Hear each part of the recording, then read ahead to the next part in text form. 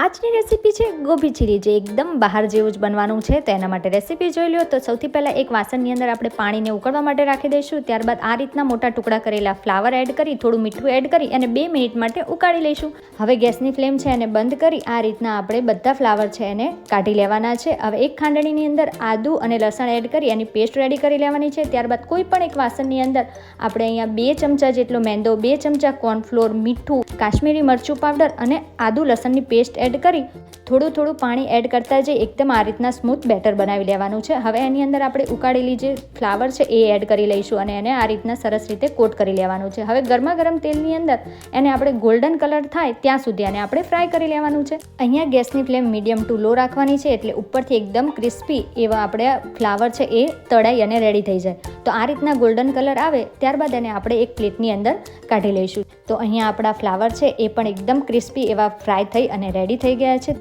આ જે ફ્રાય થયેલા ગોભી છે એની ઉપર તમે ચાટ મસાલો ભભરાવી એ રીતે પણ તમે ખાઈ શકો છો. હવે અહીંયા આપણે ગ્રેવી બનાવવાની છે, તો થોડા તેલની અંદર ઝીણા સમારેલા આદુ, લસણ, મરચાં એડ કરી અને 2 મિનિટ માટે સોતે કરી ઉપરથી ડુંગળી અને કેપ્સિકમ એડ કરી લીધું છે. એને પણ 2 થી 3 મિનિટ માટે સોતે કરી red chilli sauce, soya sauce, vinegar અને થોડું મીઠું એડ કરી હાઈ ફ્લેમ ઉપર સોતે કરી લેવાનું છે. હવે એક વાટકીની અંદર કોર્નફ્લોર અને થોડું પાણી એડ કરી આ રીતના આપણે સ્લરી બનાવી લઈશું. ઉપરથી મેં અહીંયા ટોમેટો કેચઅપ પણ એડ કર્યો છે અને એને પણ આપણે 1 મિનિટ માટે સોતે કરી લીધું છે.